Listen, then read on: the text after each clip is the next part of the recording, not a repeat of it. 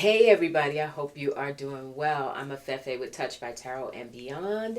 And if you're new to my channel, I do a combination of political readings and more spiritual readings, new moon, personal growth, spiritual development, that sort of thing. Today's topic, however, is going to be on politics. We got so much going on, and so today we're going to basically cover three areas that Spirit gave me. We're going to go to some cards, get a little deeper on it, get some insights. But I've got, Biden is heated. We got a potential MAGA meltdown with their convention coming up in Milwaukee next Monday, and a media mea culpa, right? So much. What the hell is going on with our mainstream media? You got, of all publications, one of the most quote unquote esteemed publications in the world, much less the United States, the New York Times, is like thrown down the gauntlet and really going after Biden. Like, what happened to being unbiased? I am so incredibly disappointed. Again, for those of you who may be new to my channel, one of the reasons that I combine politics with the spiritual readings is because I used to be a newspaper reporter years and years and years ago. A little older now. But that, the New York Times was like the pinnacle of, it was the Mount Zeus of journalism. So it's really disappointing to see some of what's happening there. We've heard for a while that Joe Biden has not been pleased with the New York Times and their coverage of him from the beginning of him, this new cycle, him running again as an incumbent, because the whole age issue, et cetera, et cetera. And now it's just gotten downright nasty to the point where the New York Times, many of you have seen, they're actually calling for him to step down, which is like, stupid, like not gonna happen. And Joe Biden, that started out. Joe Biden's heated because he's come out and said, like, what are you thinking? Why would I have spent decades of my life doing this only to, age and slowing down and other factors perhaps that play aside? In the moment that we're living in right now, do you really think in the biggest fight of my life, everything you know about me, that I would actually step down? Like, it ain't happening, you all. But I want to go to Spirit and ask, I'm feeling like part of this, the whole backlash after Biden's debate performance with Donald Trump. I get the feeling that this has actually been sort of good for Biden in terms of his health, in terms of his stamina, in terms of his determination to regroup and really, show everybody that he is up to the task, right? There have been some questions, and I've gotten a few people come to me and say, is it looking like with Biden and the Biden-Harris ticket staying as it is, and they get in office, is there a good chance that Kamala Harris may have to take over, perhaps midterm, something like that? Got a pretty good sense of that. I feel like that's something we should look at more deeply after the election, but I'm willing to look at it now as well, just to get a hint of it and see. We know that the energies can change and shift, because the other thing I want to say real quick before I get to the readings, you all, I've seen a lot of this with readers like myself, psychics like myself, making quote unquote predictions about a lot of what's happening. But we have to understand that when we go to Spirit is telling us not just predictively what's going to happen, but Spirit also is counting in the fact that people have free will. So the likelihood, that goes to the whole issue of karma and fate and destiny, the likelihood of something happening versus as it is in the moment when we're doing the readings or getting a psychic download, versus what then if the people we're talking about, if they exercise their free will and go in a completely different direction, then of course the energy shifts. So you all, let's have grace, let's be respectful and tolerant of one another. We are for the most part getting it right a whole lot more often than we're maybe missing the mark completely. So let's continue to get the guidance and be grateful for what we can get and be gracious towards one another. All right, we need it now more than ever. Enough said. Get off my soapbox on that. So Biden's health, Spirit, has a lot of what's happened with Joe Biden since in the last week or so. Is this working to actually help his health, help his stamina, help him become clearer and really ready, seeing where he needs to strengthen himself. We have the Four of Wands, at the bottom of the deck, the Four of Wands. So yes, he recognizes that there's a lot that he needs to do better. He does see his own frailty. Perhaps no one better than Biden sees his own frailties at this point, and recognizes, the issues with aging. No one knows that better than he does. But there's something happening with Joe Biden right now where, because of this, it's almost like spirit is like a cellular thing. All right, let's see what else comes. Four of Wands. The Nine of Swords. Exactly. He was very worried. He was very, very worried, especially with some of the Democratic leaders coming out and saying, vocalizing, listen, maybe he should step down. This has been very concerning for him. And as a health issue, he has had to really, he's had a dark night of the soul, having to, look at himself and go, wait a minute, am I really slipping?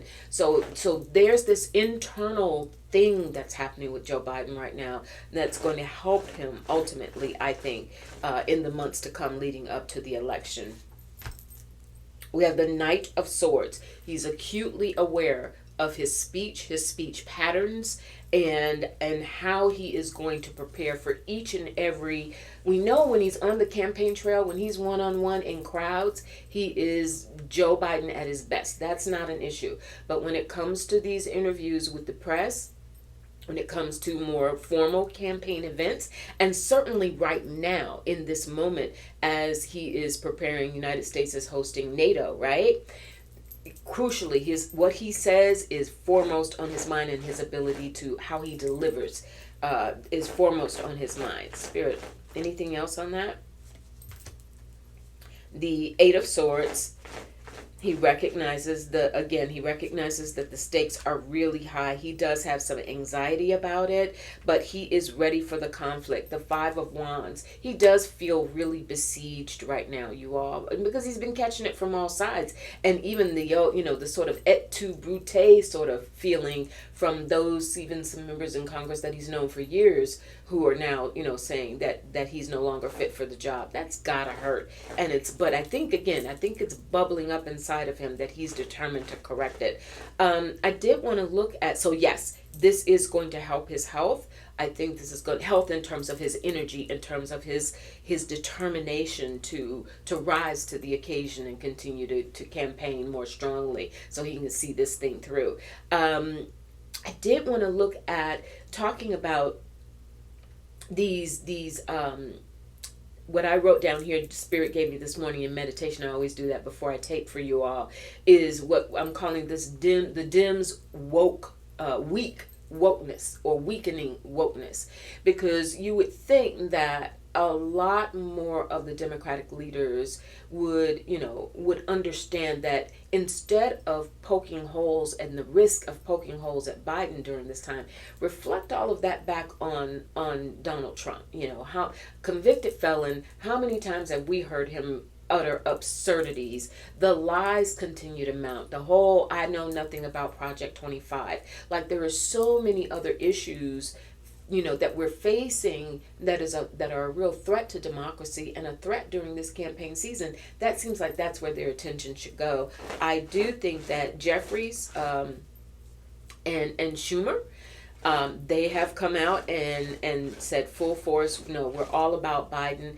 We've got Kamala, doing her thing. She's out there making speeches on the road, doing what she's got to do.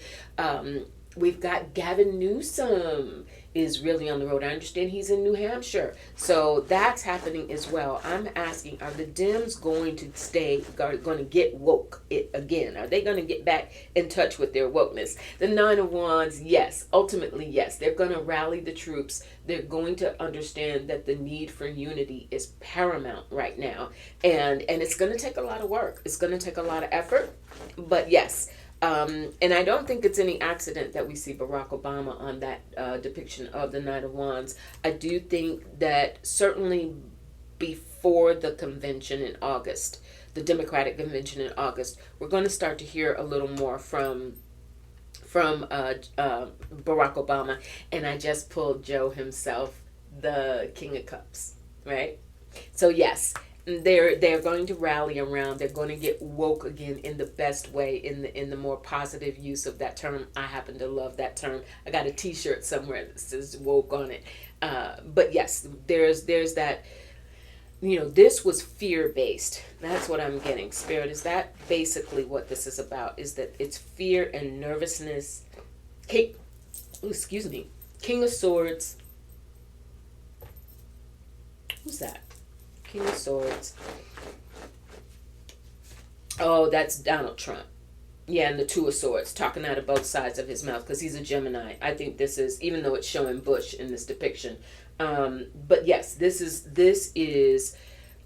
the Democrats unifying and recognizing that they've got to stop this focus and tearing down their own candidate and really get back online with getting the messaging out there around the two-facedness of Donald Trump, and that he's speaking out of both sides of his mouth. Speaking of which, that leads me to the next topic today, which is the MAGA meltdown that I think we're about to see in Milwaukee next week for the GOP convention, because, as many of you already know, now the Trump campaign is coming out and with their platform softening their stance on abortion and gay marriage, that which has got the Evangelicals and the Project 25 folk. They are not happy with that at all. But I saw a couple of pieces online yesterday and the day before that said many of the delegates who are preparing to go to Milwaukee, they're ticked off because they feel that they did not have a say in this platform. They didn't have a vote on how this platform is being presented. And essentially, they're just being told, stand in line, kiss the ring, do what we tell you to do, and deliver the delegates. I mean, it is what it is. He's the nominee, and that's it, and that's that. And there are people who have, with all of this push, I want to check myself as I'm feeling this. I feel like Spirit is saying, with all of this push towards the states, with all of this decentralizing and stance against federal government, that what's happened is a lot of these delegates and a lot of these political activists in the states, especially the red states, they feel empowered. They feel like they genuinely have a voice. And now they're being told, and they're seeing with their own eyes, no, you're puppets. You're being used for our agenda, and you will do what we tell you to do. So I want to see, are we going to have are there going to be some fireworks at the GOP convention next week in Milwaukee, Spirit, because of dissatisfaction with the turn that the platform has taken, that the campaign is taking? Six of Swords.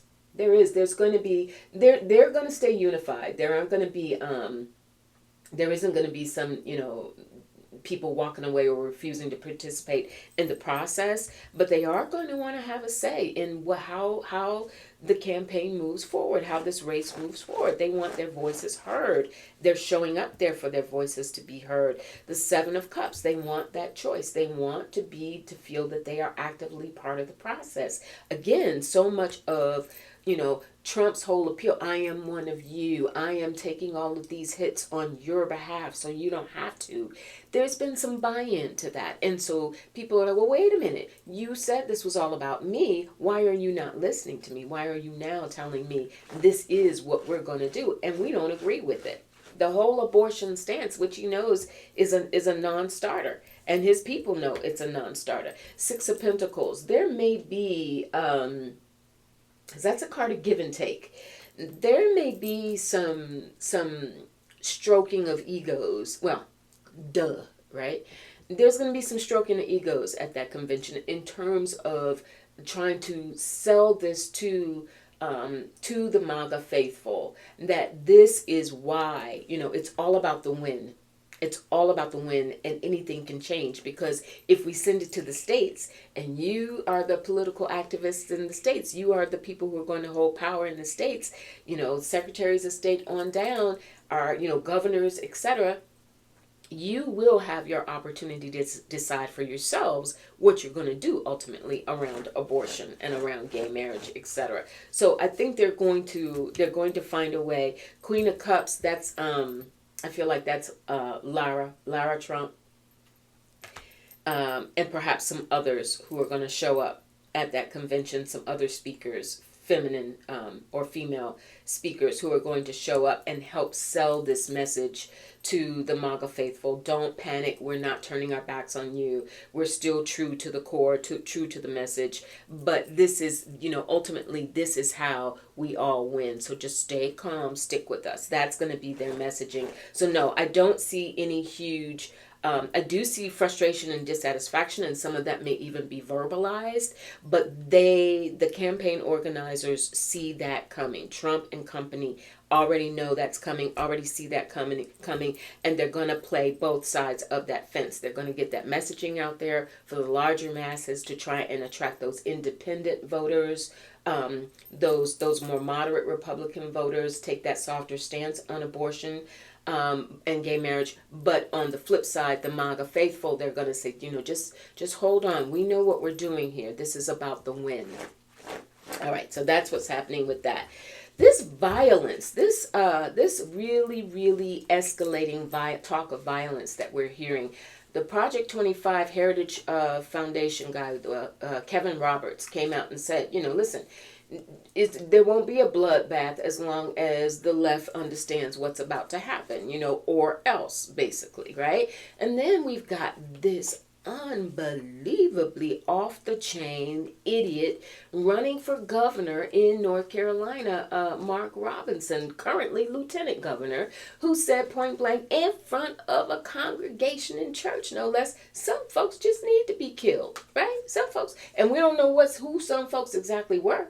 But he went off on a tangent. It's interesting. It's really scary there. But I also get the sense that in the one clip that I saw of Mark Robinson in this congregation, in the pulpit, talking about some folks need to be killed, there were nothing. He's a black man, big, burly, nothing to look at. Guy, he's marching around, pulling up his belt and whatever, toxic masculinity on fleek. And but this whole group behind him, mostly white women, evangelicals, clearly, they didn't really move when he said that. Like, it wasn't an approving stare. There were no amen, it's like you would normally hear in church. I don't think it went over well, and that's what I want to ask Spirit right now, is are evangelicals actually going to start to get turned off a little bit? Because evangelicals sort of separate and apart, a subset of the MAGA movement. If they are actually getting turned off by this constant violent rhetoric and this urge towards violence. Nine of Swords. It concerns them, because what it does is it promotes a culture of violence also within their own ranks, within their own towns, their own cities. And the Tenos Swords, absolutely. They want that to stop or tamper it down or certainly take it outside of the friggin' church. Yeah, not happy. This is turning off. And I also think that may be why, thank you, Spirit. I think that's also part of why Donald Trump is trying to head off some of this Project 2025 stuff at the pass. The Hierophant, the church. The church is for the evangelicals, that's their spot, man. That's their rock. That's their rock of Gibraltar. And so to bring this kind of just vitriol and hatred and, we're going to go out here and kill some folks. Like, I do think that's a major turnoff to evangelicals, and they're going to have to be careful. That's a major voting block for them. And there's the Sun. They are all about that pro-life. They're not happy about the skittishness now with Trump and the campaign around that issue. So they are not happy. I don't see them. Does this mean less of a turnout? Will there be less of a turnout among evangelicals for Donald Trump? Strength? No, they're still going to turn out. Strength in numbers. They're still going to turn out for him, because they've bought so deeply into the notion of the deep state, blah, blah, blah.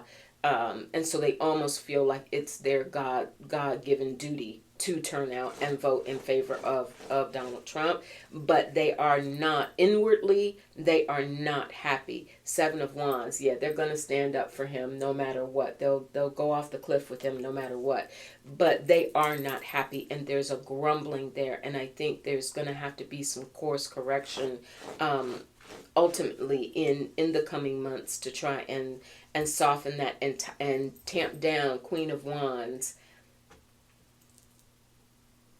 Queen of Wands, that's somebody in their ranks. That's not Lara. That's somebody in their ranks, though. Stephanic.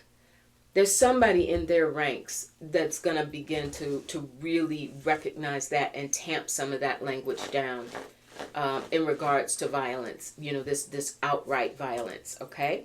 And death, yeah, bring an end to it. There's going to be to bring an end to it. Because there's part of the contingent, this is what they feel, that there is part of this contingent that is marching towards this violence, and ultimately they just want the win. They don't necessarily want to see bloodshed. This whole Kevin, what's his name? Kevin Robinson, I mean not Robinson, what's his name? Kevin Roberts. Heritage, Project 25 guy, Heritage Foundation. They just don't want to see this so-called Second American Revolution in terms of it actually playing out and resulting in death and war. That is not, ultimately, that is not what these evangelicals want. They want strong pro-life. They want strong, that they want what they thought Trump was selling them. And that's that. Finally, you all, I want to round out today with this media, what I call media mea culpa. That's how Spirit gave it to me. Media mea culpa. The mainstream media's got to get it together. There are talks out there after a post-debate. CNN, talks about whether or not they set Biden up, lighting, staging, mic. A lot of talk about what was really done behind the scenes to negatively impact Joe Biden during that debate with Trump. There's that. There's the behavior of Bash and Dana Bash and Jake Tapper. Awful. I made the comment like they were up there like a couple of AI robots, right? So there's a lot of talk about them. There's a lot of talk even about MSNBC. You had somebody like Jen Psaki, who I believe last night, I saw it online, I didn't see her show, but who is another one of these people calling, really pushing this narrative around Joe Biden stepping down. Hello, Jen Psaki, There's also, yesterday I did watch the White House press secretary, Karine Jeanpierre. She would, this whole thing about Biden's health and people wanting to know more about the doctor visits, etc., the reports about his health, but they were downright hostile toward her. It was interesting. It was really interesting to watch her have to keep her composure and sort of redirect the mood and tone of the exchange with the press corps. So I am asking Spirit, I get the sense that American media is also just like the political factions, Republicans, Democrats, houses of government. I think the media is heading towards some sort of like hit the wall experience where they're going to have to get back to basics and understand what is the nature really of unbiased investigative journalism? What is it that the public really needs to know to be in service to the public? Because like politicians, in another way, comparatively speaking, that is what the media is supposed to do. You are doing a public service. You are presenting information and keeping the public informed. You're supposed to operate in the public's best interest and not your own. And that is not what seems to be happening. So Spirit, please, will there be some sort of reform, even if it's just internal, not really spoken aloud? Will there be some reform in mainstream media in the coming months with the coverage of the elections? The Four of Wands. There's almost a batten down the hatches. We feel we are right. The acknowledgement of the error of their ways has not fully set in yet. The media is kind of on a high horse right now, you all. That's how that strikes me, that Four of Wands. Ten of Pentacles, though. Money. Advertisers. That's going to be the determining factor. If advertisers begin to get turned off because they feel that there's somehow, this negatively impacts them, and they start, yanking some of their dollars, we will see a change in those stories and how the media is covering it. And then we have the King of Cups. Here comes Joe Biden again showing up. Because what's happened as well is, because of a lot of what has transpired, especially with the New York Times, CNN, some other outlets, Joe Biden is not, and his camp, they're going to close ranks. And so access, it's going to turn into a lot of hearsay. Sources said. People want the real. They want to hear it directly from the horse's mouths. And so you've got the major players who are saying, clearly you're biased against us. We don't have to talk to you, and we don't want to talk to you. Two of Swords. They are going to reach a crossroads. Major mainstream media, these outlets, New York Times, CNN, MSNBC, although there's still some rock solid, Rachel Maddow, etc. There's some rock solid people that are doing some really good work. I really like Michelle Wallace as well. Nicole Wallace, I'm sorry. Nicole Wallace, who, Republican. But I saw a segment that she did yesterday or day before where she said, we got to do better. We are playing into this narrative that's driving fear, a fear-based reaction among the public, and we have to do better. And the Nine of Wands, there's going to be a pressure on the media to, if they want to really, regain the public's trust, keep their ratings high. Everything's about ratings, and advertisers as well. They've got to do a better job. So I do think Spirit is saying, and the Seven of Cups is going to be how exactly to go about it. So no, we're not going to see a shift right away. Right now, they've got red meat in their mouths. They think they're right. They're operating in ego. That Four of Wands to me just feels like they're Four of Wands is the pillars, like the foundation. And they feel like they're on their high horse. They feel like they've got Biden, Trump, whomever else on the ropes, and they're the ones who call the shots. But that's going to change over time. The Two of Pentacles, because they're juggling, on the one hand, appearing to be unbiased and giving the real information to the public, and on the other hand, turning people off. Eight of Cups, people are turning away, from media. So yeah, there's going to be a reckoning, but it's not coming anytime soon. I think it may be more, Spirit, will it be closer to the election or after the election? Will it be after the election? Are they going to maintain this pace, mainstream media, between now and the election? Seven of Swords. And the King of Swords. And the Fool. Yeah. Right now they're headed, they're going to stay on the path that they're on, which is really, really disheartening. But at some point, I do feel, again, if advertisers start to pull, then that's when you'll see it. So it's not, I get it, Spirit. So the bottom line is what Spirit is saying. It won't be out of an attack of consciousness, where they realize, whoa, where did we go off? This is not what real journalism is. It will be business driven. That will be when we see the change. Ain't that a blip? All right, y'all. Have a good one. Stay safe out there. Prayers and best wishes to everyone in Texas and other places who have been impacted by Beryl. Definitely hoping the worst is over and recovery is quick for anyone impacted. All right. Take good care. I'll talk to you soon. Bye.